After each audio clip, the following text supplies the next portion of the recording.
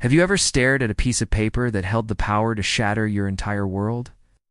That was me holding a credit card statement, my hands trembling. The charge wasn't for a new watch or a fancy vacation. It was for a $30,000 rhinoplasty, so the patient's name wasn't my wife's. It was someone I'd never heard of. My wife, Sarah, and I had been married for 12 years. This statement was the first crack in the foundation of everything I thought was real.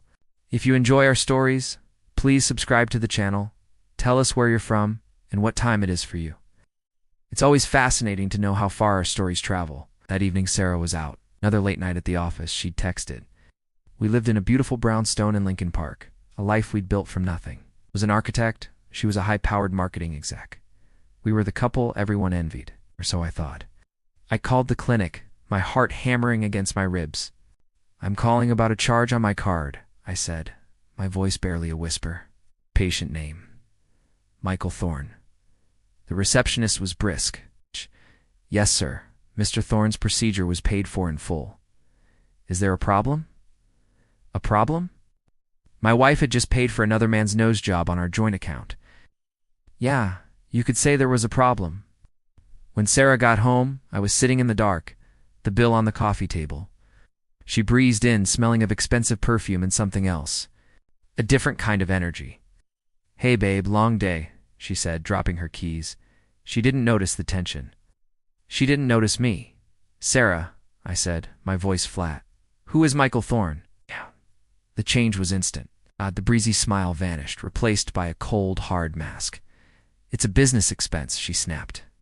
A client incentive. Dumb, you wouldn't understand.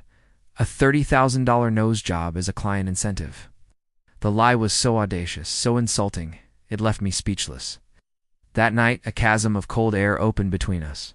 The humiliation was a physical thing. It felt like I was drowning. At social events, I'd watch her, and she seemed more radiant than ever. BS. But her phone, once left carelessly on the counter, was now glued to her hand. Yes. She'd angle it away from me, a smirk playing on her lips as she texted.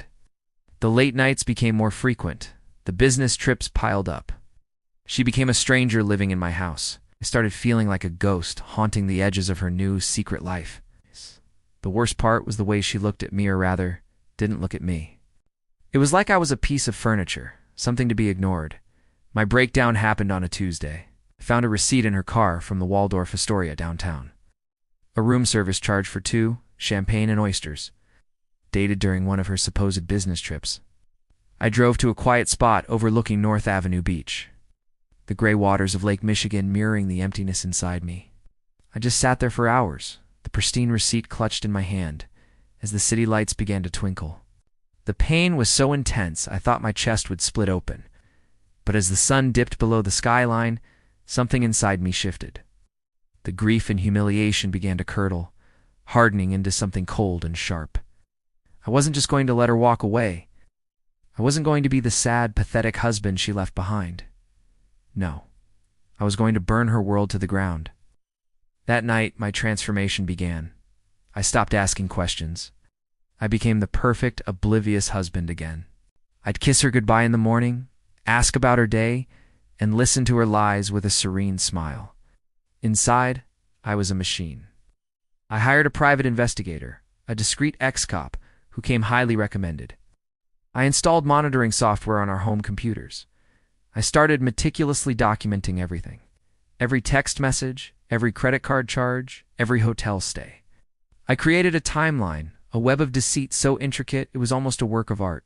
The pie got photos. Photos of Sarah and Michael Thorne laughing as they walked down Rush Street, his arm draped possessively around her. His nose, I noted with grim satisfaction, looked fantastic. The investigator discovered that Michael was a junior associate at her firm. He was younger, ambitious, and apparently very persuasive. Sarah wasn't just paying for his plastic surgery. She was funding his entire lifestyle.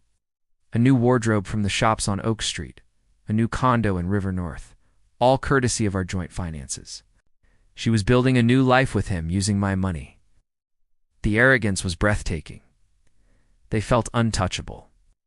I'd overhear her on the phone with him, her voice dripping with affection, talking about their future, as if I was already a footnote in her past. My lawyer, a shark named David, looked at the mountain of evidence I'd compiled. His eyes widened. "This is comprehensive," he said, a slow smile spreading across his face. "This isn't just an affair. This is financial fraud. Misappropriation of marital assets on a grand scale. We planned every step. We would let her file for divorce first, so she would have to lay out her financial demands. The trap was set. 3 months later, she sat me down in our living room. It's the same room where I'd confronted her about the bill. Her expression was one of practiced sympathy. "This isn't easy to say," she began, "but I think we've grown apart. I'm not happy. I want a divorce." She handed me a folder. Her demands were staggering. She wanted the house, half my future earnings, and substantial alimony. She claimed she had contributed more to our lifestyle and was entitled to it. She looked at me, expecting me to crumble. Instead, I just nodded slowly. "Okay, Sarah, if that's what you want." Her relief was palpable. The preliminary hearing was in a courtroom at the Daily Center. Sarah was there with her lawyer, looking confident and serene. Michael Thorne was in the back row, a smug little smirk on his face, there for moral support. Sarah's lawyer presented her case, painting me as an emotionally distant husband and her as the wronged party. Then it was our turn. David stood up. "Your Honor," he said, his voice echoing in the silent room, "we will not be contesting the divorce. However, we will be filing a countersuit for financial fraud and dissipation of assets." He placed a stack of binders on the table. "Exhibit A," he announced, "a detailed record of over $200,000 of marital funds used by Mrs. Miller to finance a lifestyle for her paramour, Mr. Michael Thorne, who I see is present in court today." The blood drained from Sarah's face. Her lawyer was stunned into silence. David didn't stop. He presented the bank statements, the hotel receipts, the photos, the transcripts of their texts. He presented the $30,000 invoice for Michael's rhinoplasty. The judge's expression went from neutral to grim. The smug look on Michael's face evaporated, replaced by sheer panic.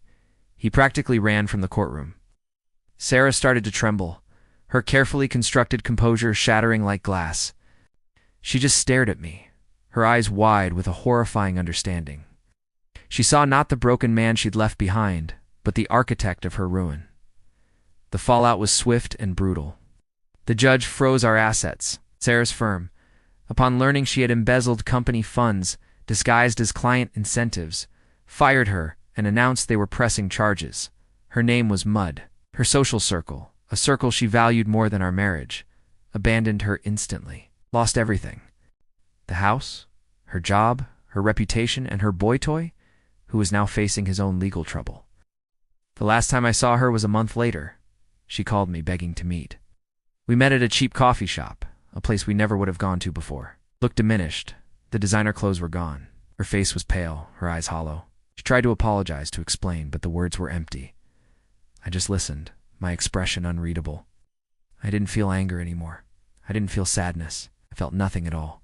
I paid for her coffee and left without saying a word. Now, the brownstone is quiet. The city lights of Chicago still glitter outside my window, but they look different, colder. I won the house, my assets, my freedom. I won, but sometimes, in the dead of night, I pull out that first credit card statement, the one that started it all. I just stare at his name,